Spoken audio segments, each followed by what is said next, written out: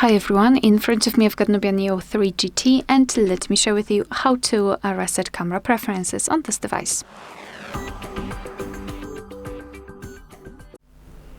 So let's start with opening the camera app.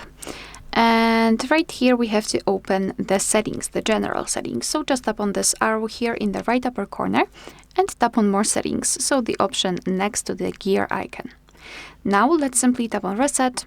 And as you can see, the settings have been restored. Basically, all you're doing here is you're removing your personalization. So for example, if you will turn on the grid lines should disappear after resetting, etc., etc. So this is how it works.